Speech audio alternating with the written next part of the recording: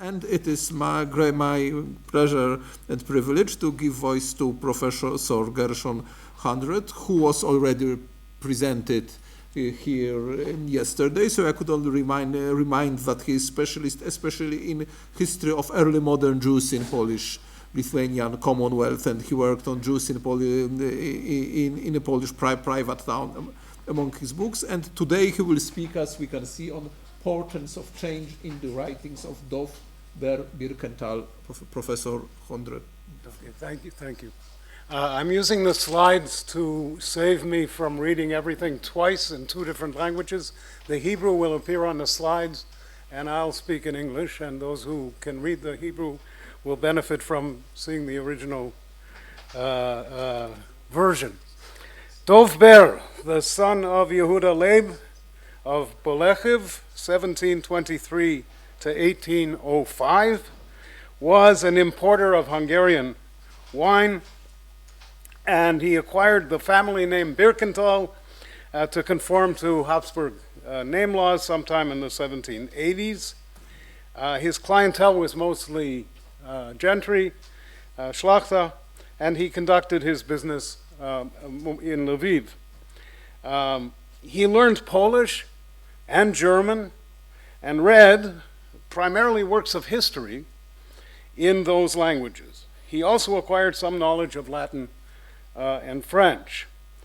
He becomes part of the larger historical narrative because of his work as the translator of Rabbi Chaim Rappaport's answers to the Frankists, who accused Jews of using Christian blood in their rituals in a public disputation in the cathedral in Lviv in 1759.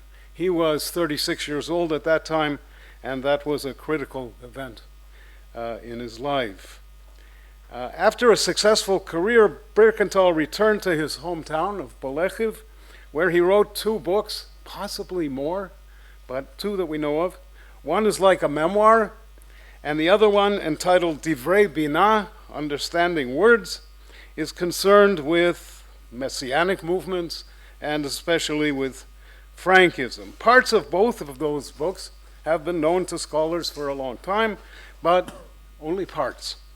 My edition of the complete version of those books will appear someday before I die. Birkenthal's writings draw our attention to certain changes that were afoot in his time.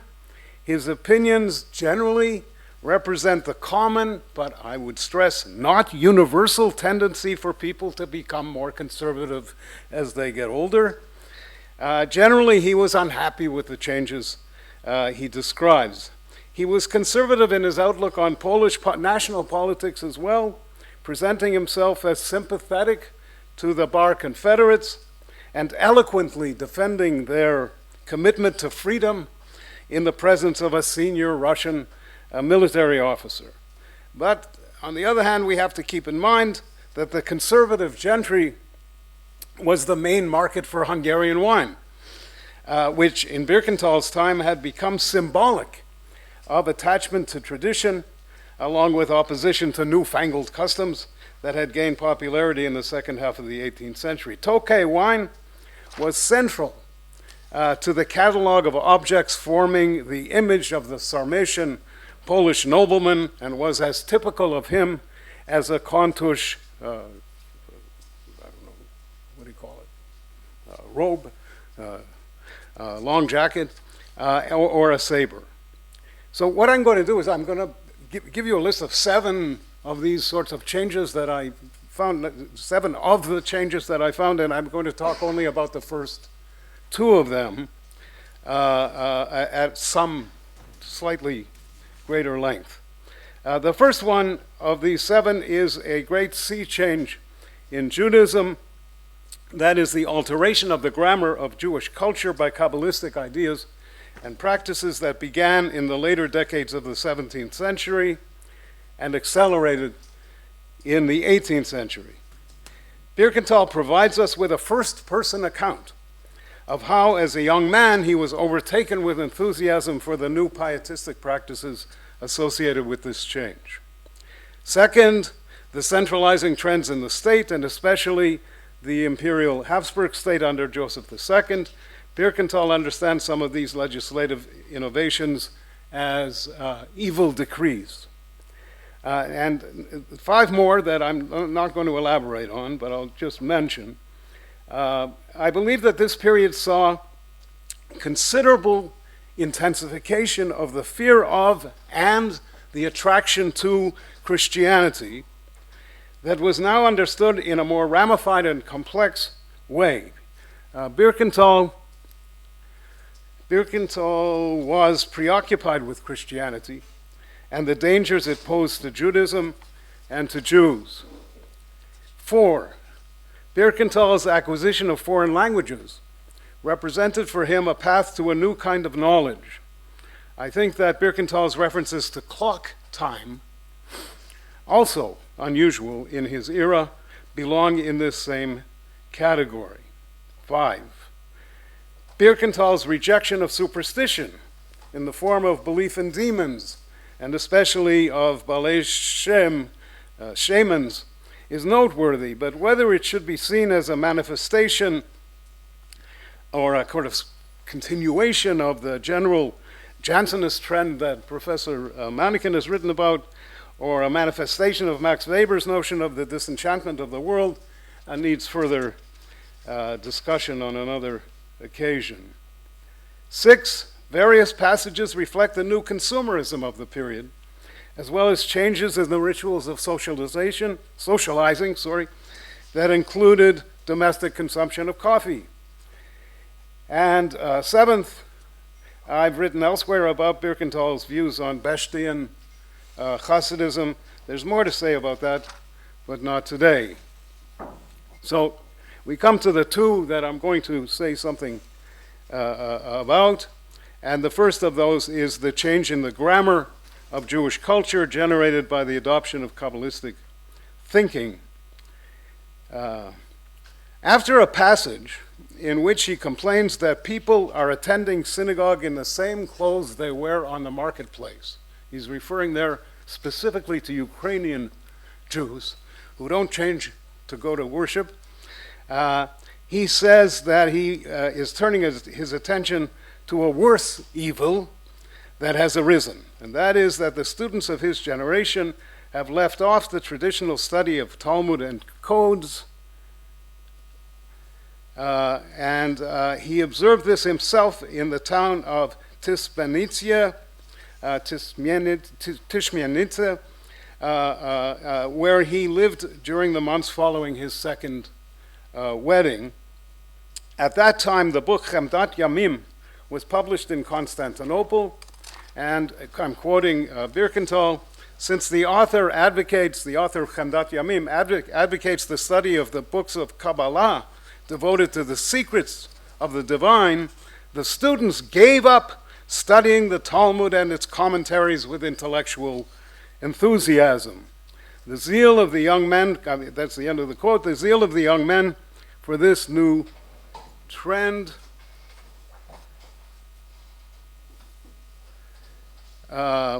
became manifest in the synagogue, and he says, I saw with my own eyes several of our people who were possessed by the Spirit, and they said it was the spirit of the heretics who had apostatized, and they would throw themselves down in front of the synagogues during the reading of the Torah on the Sabbaths and on Mondays and Thursdays, and they would pound their chests cruelly with large rocks.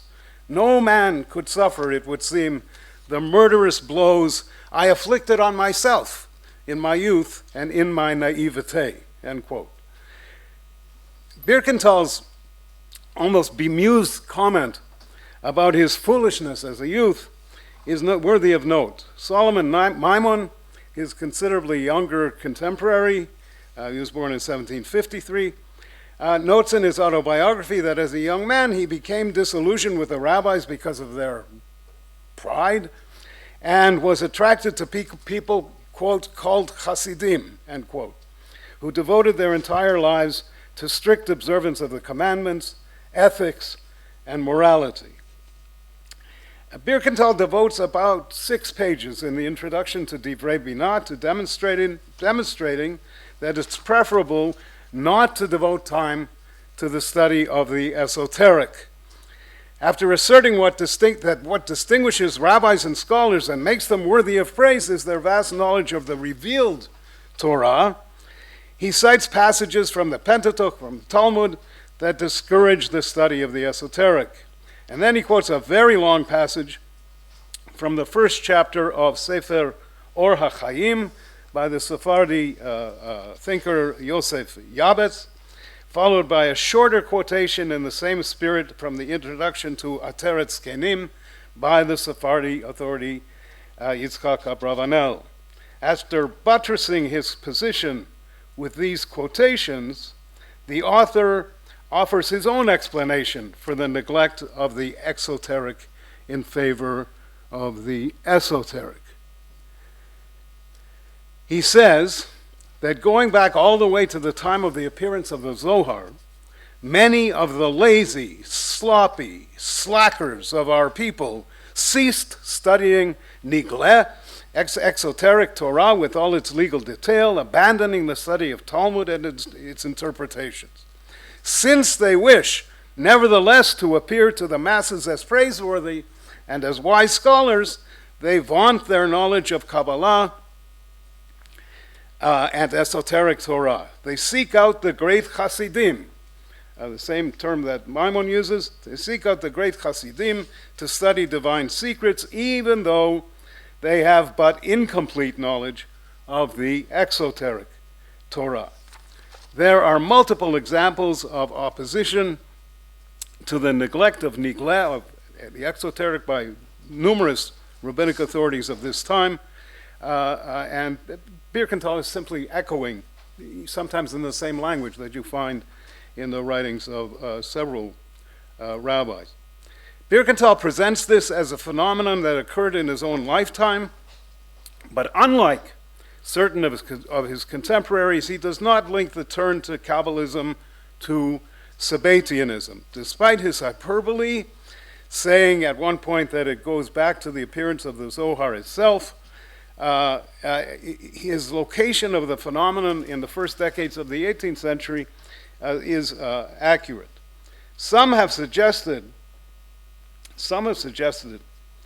that the contra-Talmudists, that is the Frankists, turned the rabbis into Talmudists and made them reject Kabbalah and fostered a sort of confessionalization in Jewish society. I think this is wrong. I'm waging a personal campaign against the word problematic. If you think something is wrong, say it's wrong. In fact, rabbinic discomfort with the trend to Kabbalistic texts preoccupying students began before the appearance of Frankism. Second, about the centralizing state. The tendency to centralize state authority in the lands of the Polish Commonwealth began in the first years of the reign of the last Polish king, Stanisław August Poniatowski, and it accelerated in the period of the partitions. Birkenthal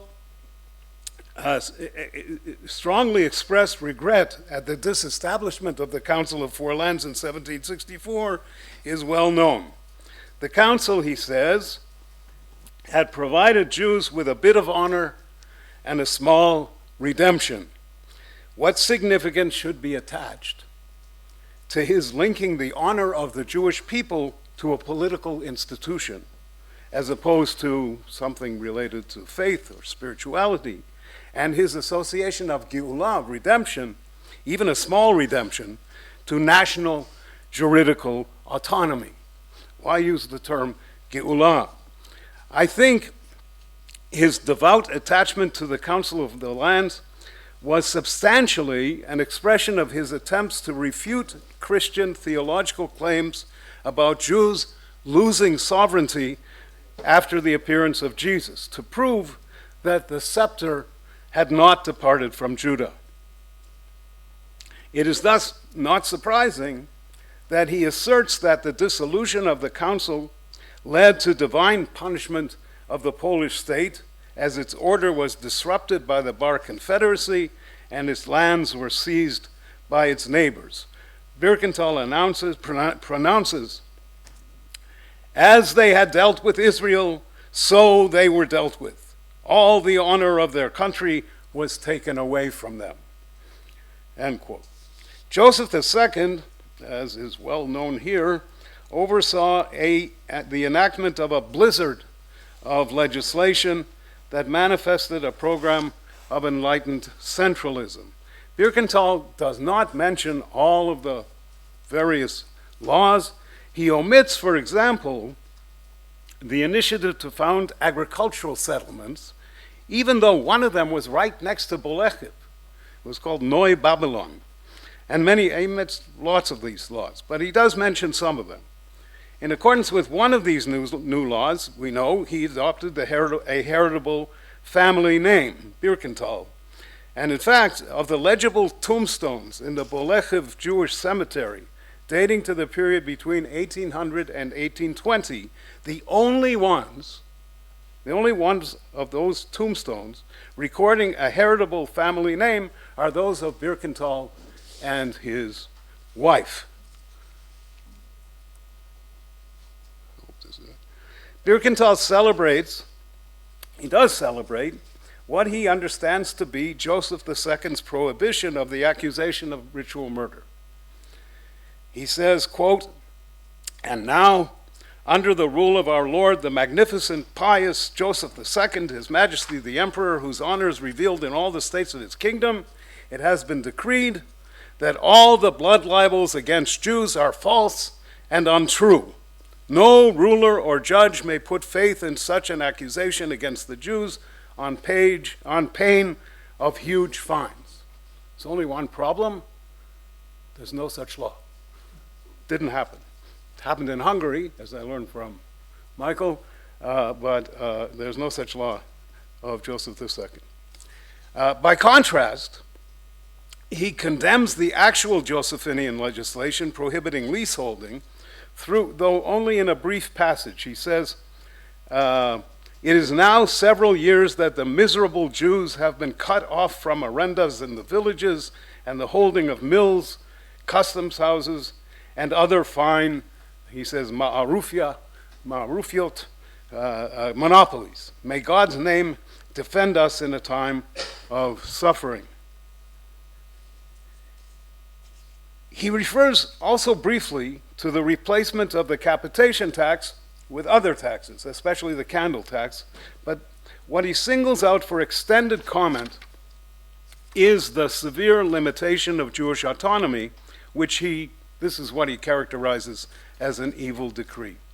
He writes, quote, "Every community ought to appoint a rabbi over them as chief judge and pay them a salary from the communal treasury so that they will be beholden to no one. And even though the government, may God protect it, has ruled that rabbinical courts may not subpoena anyone to appear, it is made clear in the system issued by His Excellency the Emperor that we and our rabbis are permitted arbitration hearings. And it is explained in the imperial code, again, system, that our rabbis are permitted to function as an arbitration court." Birkenthal goes on to say that this is what has been done in Bolechiv.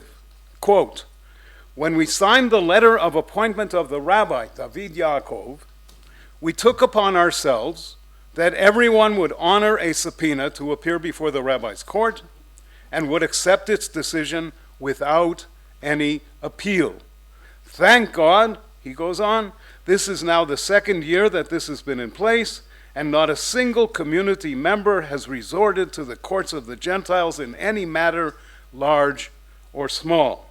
If every community adopted this practice, it would not only help in contesting the evil decree and the cancellation of proper justice, but it would also fulfill a positive commandment, you shall appoint for yourselves judges and officials." The rabbis interpreted, he says, the words "for yourselves," you shall appoint for yourselves judges and officials, to mean by yourselves and according to your own consent, and not according to the will of the government. That is, Birkenthal has understood the implication of the new legal regime, the new principle that with the loss of legal authority, the legal authority of the community, forms of communal organization were now voluntary. Therefore, he proposes a way to preserve the status quo.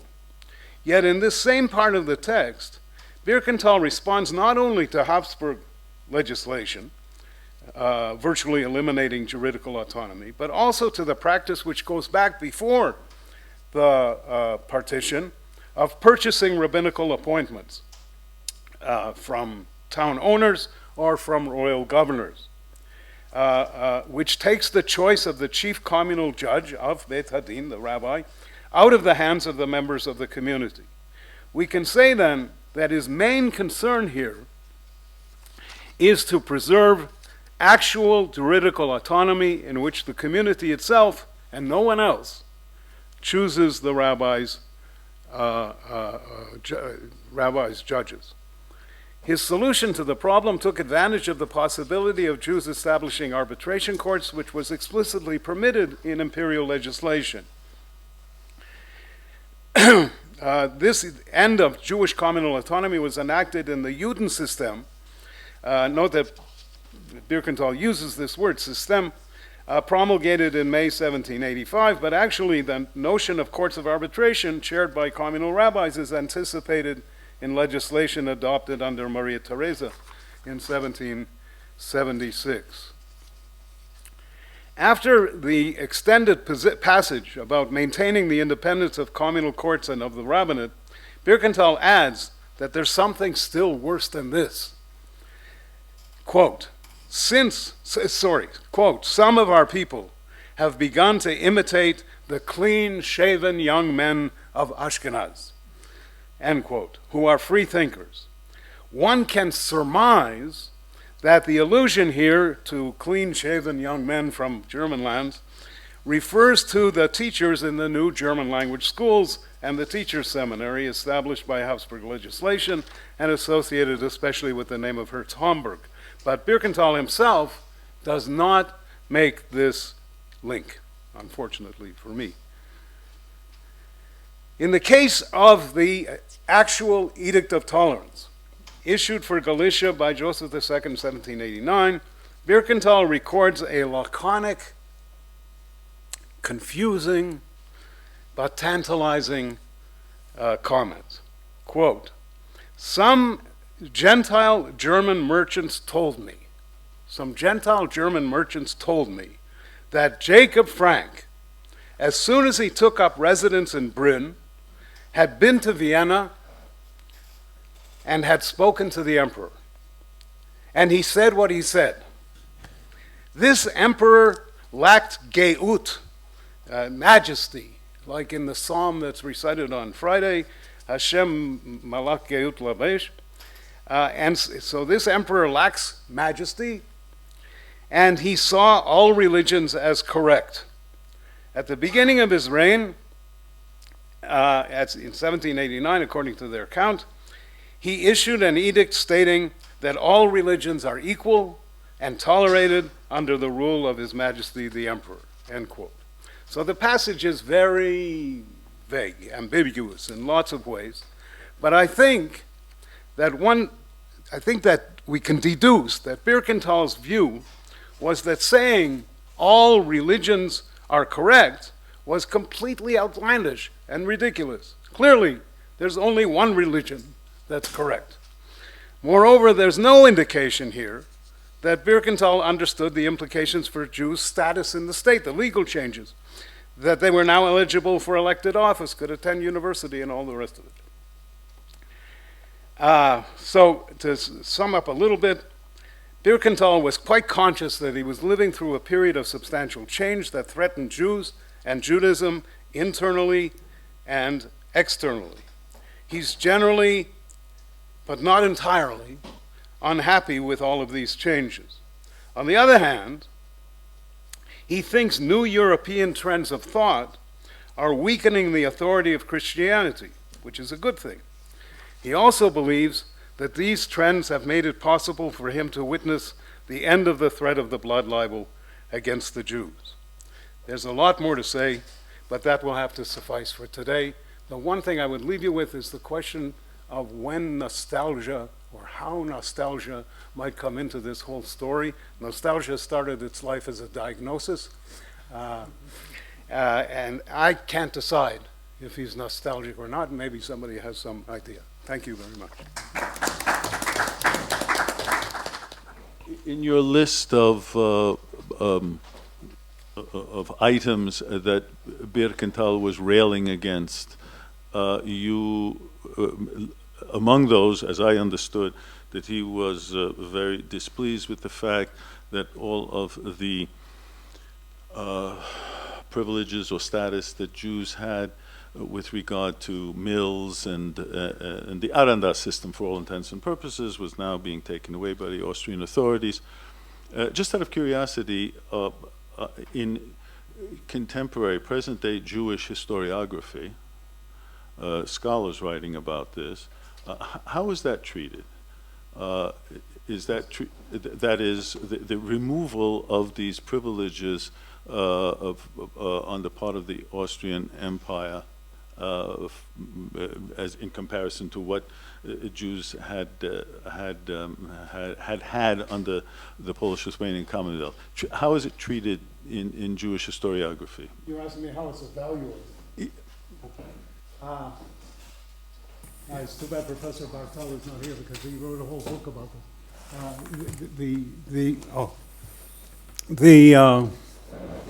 It's the transition from the nation state to an imperial situation, and it's a kind of symptom of the consolidation of the state and its extension of its influence into all the various sectors, including economic sectors, and I think it is. It's abolished, but it's not abolished. It continued for quite a long time after it was abolished, in some ways into the 20th century. And I think that this is, it's a question of the transition from Ancien Regime to the new order, and depending on the historian and how nostalgic they are, they would. I haven't seen anybody who sees this as a catastrophe because it didn't really happen. It was a very, very slow transition. I mean, eventually the Jewish economy of the Ancien Regime collapses with terrible consequences in terms of unemployment, vagrancy, and all the rest of it. But it's a process over many, many decades.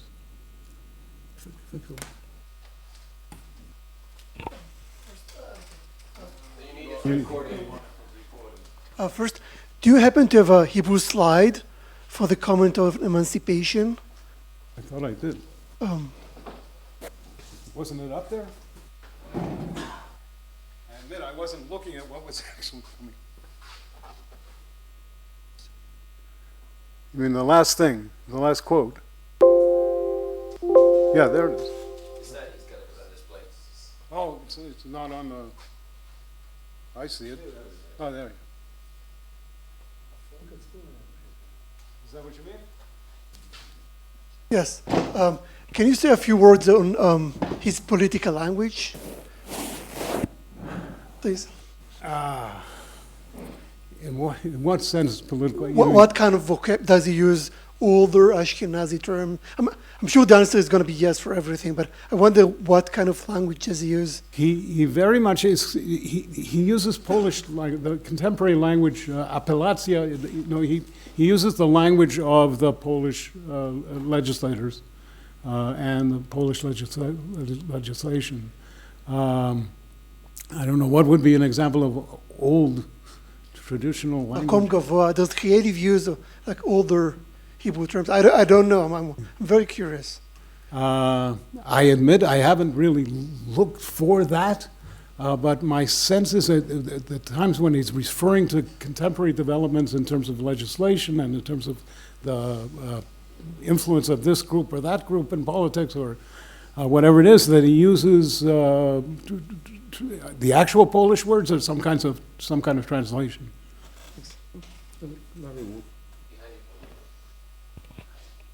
Really, really interesting paper. I would just want to note that, maybe clearer like this. I would just want to note that this is a place where Jewish history, I think, really should be clearly embedded in a broader Habsburg history.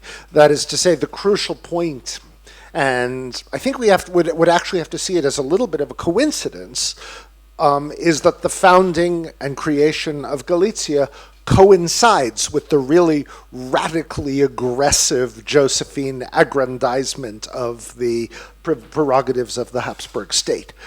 They happen at the same time, and Jewish resistance and discomfort with those Josephine priorities is consistent with discomfort and resistance that's taking place at every level and all across the Habsburg monarchy. So this makes a lot of sense, this kind of discomfort, but it also fits very clearly into a broader context of anxiety about the really radical nature of the Josephine Enlightenment with regard to the prerogatives of the state. Certainly no one, was more uncomfortable with it than the Catholic Church and its representatives in the 1780s. The Pope travels all the way to Vienna to protest in vain in the early 1780s.